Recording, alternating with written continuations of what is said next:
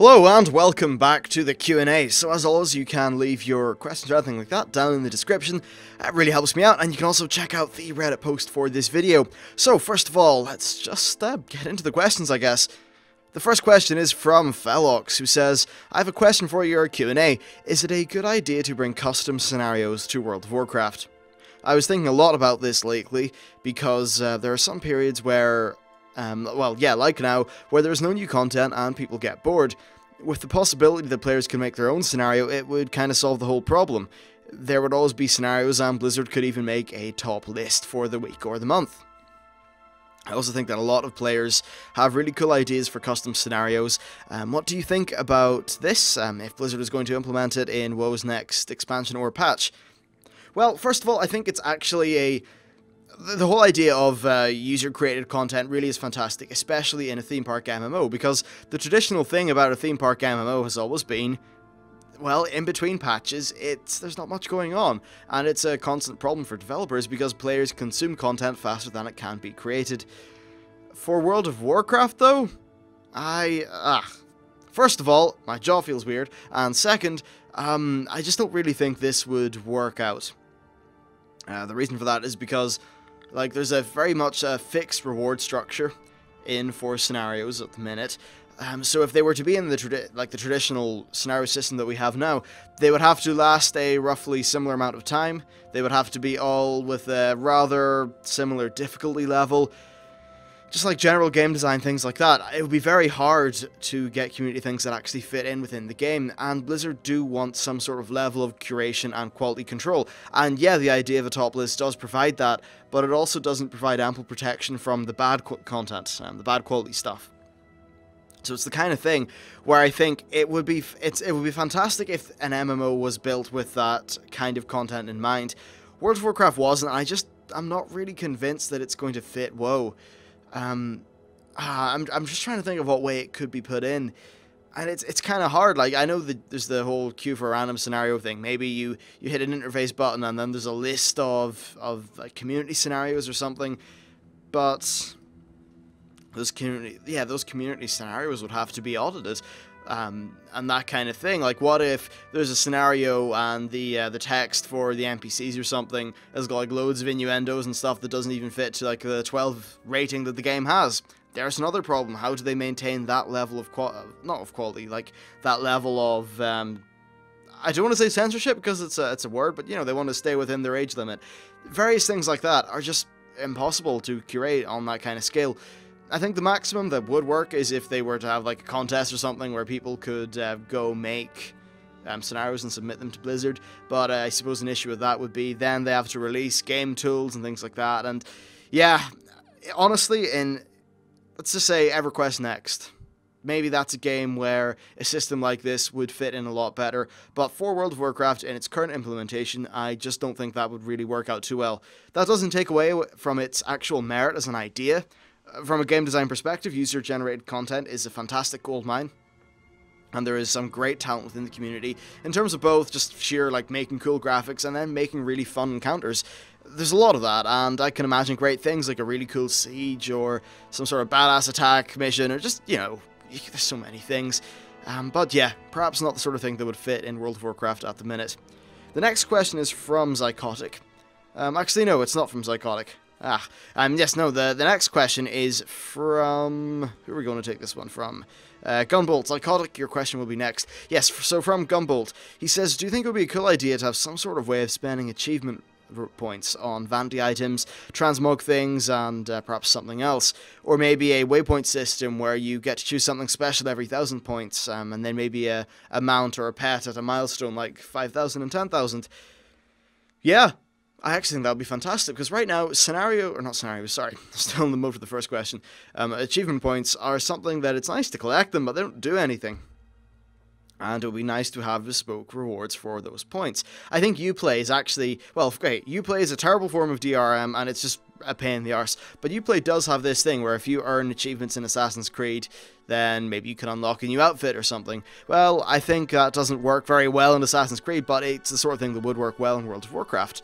That would be nice, actually. It'd be a way to reward people for, well, just playing other elements of the game. Right now, when we think of endgame, we just think of PvE, PvP, pet battles, those sort of things.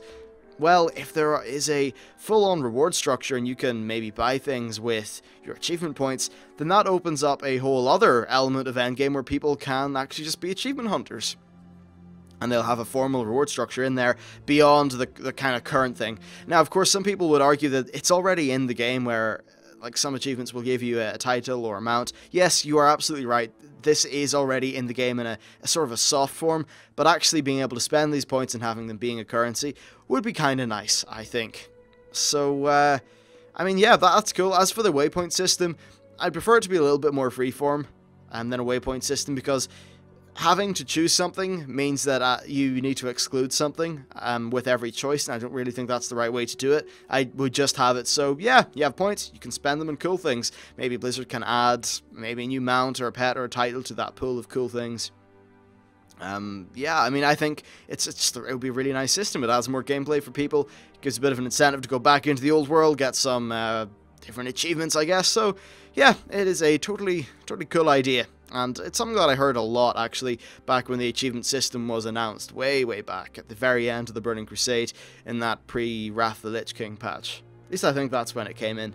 Anyway, so the next question is from Zycotic, and he says, "My question is concerning the Plate of the Damned, a piece of armor that was said to be completely indestructible.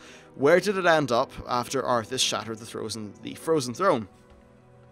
Well, the Plate of the Damned is actually, that's Arthas' armor, so when Arthas died, Frostmourne was all, like, shattered, and then his armor was, well, presumably something happened to it. We don't know what happened to Arthas' body, we don't know what happened to the shards of Frostmourne, though some people think that perhaps Sylvanas might have it, or have a few shards.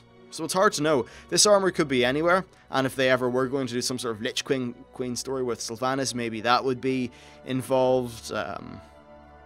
Maybe there's something to do with the new Lich King.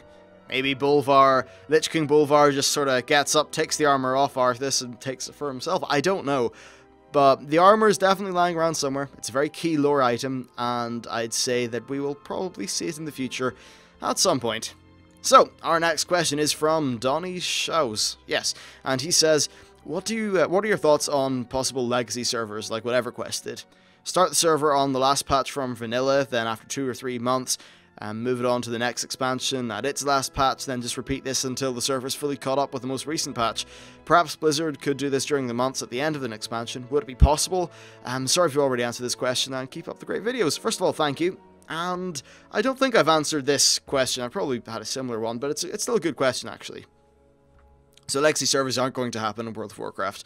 The reason why I say that's because they just flat out said it at BlizzCon. We already know. And I am still of the opinion where it would be cool. Now, a lot of people have been saying vanilla ones. Honestly, vanilla was still very much in the kind of experimentation phase of how a theme park MMO like WoW should be done. So, sure, vanilla is great for the nostalgia and that kind of thing, but I'm not necessarily convinced that it would be ideal for gameplay. I think Burning Crusade and Wrath perhaps a little bit more so. And personally, I would be very interested in experiencing those at level in a server dedicated to those.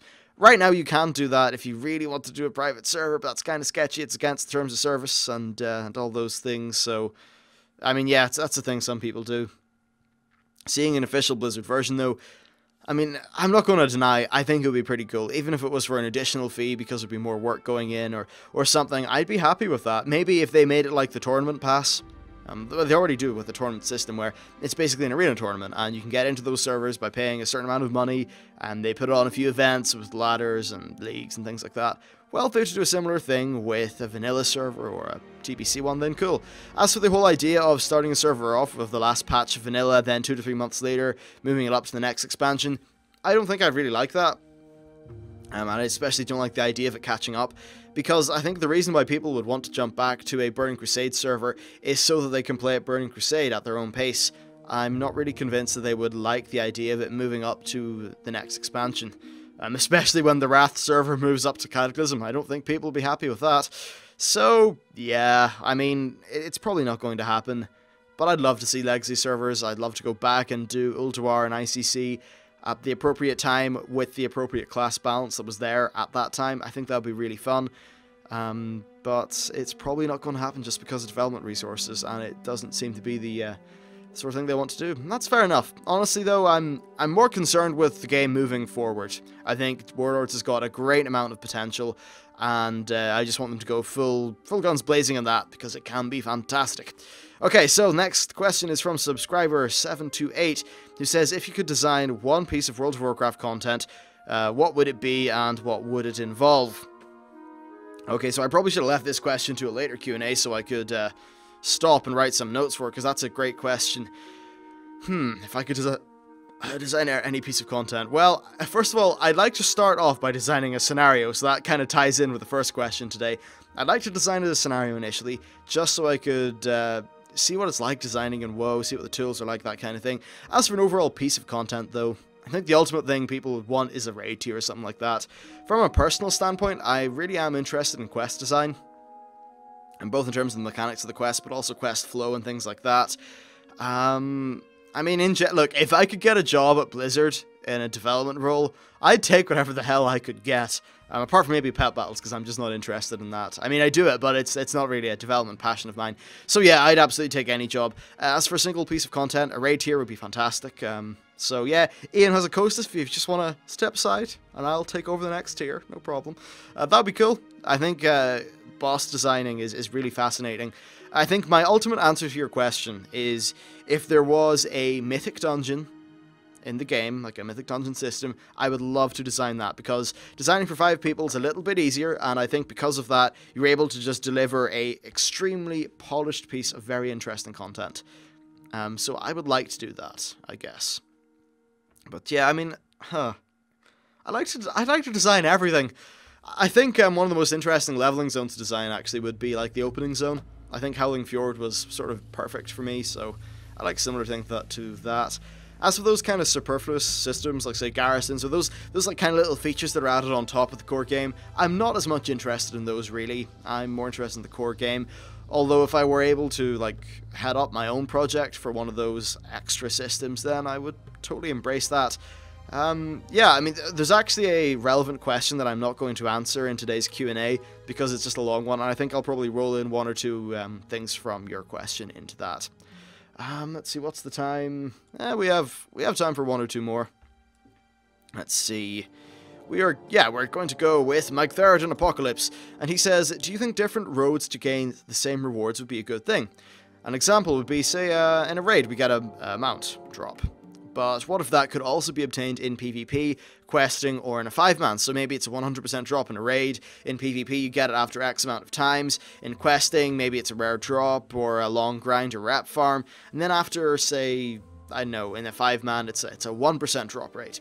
This way, everyone could get whatever they wanted in terms of rewards, but they would all have different methods. I'm going to say that I'd rather opt against a system like this. And the reason for that is because these different things like PvP and PvE having their very own rewards, it's a flavor, it's special.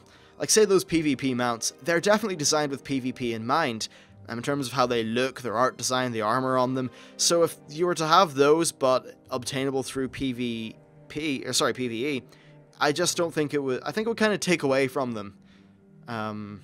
Yeah, another thing is like say the Ashes of Alar. You know that someone got that mount because they killed Kael'thas. So if that was obtainable from anywhere, it would lose that prestige, it would lose that interest. The Iron Juggernaut mount, I forget what the mount itself is called, but that's a very rare thing that only heroic raiders can get. Well, if you could get that via an ultra low drop rate, it wouldn't be as good. Even the Kor'kron Wolf mount that you get from killing Garrosh on Flex or normal, I still wouldn't be okay with that being something you can get via questing or 5-man, because things just have their own unique flavor. Now, I am completely for adding more mounts into the game from more different sources. So I'm totally okay with quest. I want more quest and rep grind mounts. I really love the way they did it in the Burning Crusade, because there was actually a good bit of prestige to having a Netherwing or something like that. I like the way they did things with, say, the dungeon mounts that you would get in Wrath of the Lich King, where you had the Bronze Drake from the Culling of Stratholme, you had the blue one from Utgard Pinnacle. So general things like that, the more of that, the better in my opinion. So I want lots of mounts from lots of varied sources, but I definitely want the sources themselves to be unique, because that does add a little bit of gameplay value, and I suppose just meaning, in my opinion. I don't know, that's what I think anyway. So that's it for the video. Hope you enjoyed it. If you have a question or anything like that, please leave it down in the description. You can check out the Reddit and my Twitter and all those good socially things. Thanks for watching, and I will see you next time.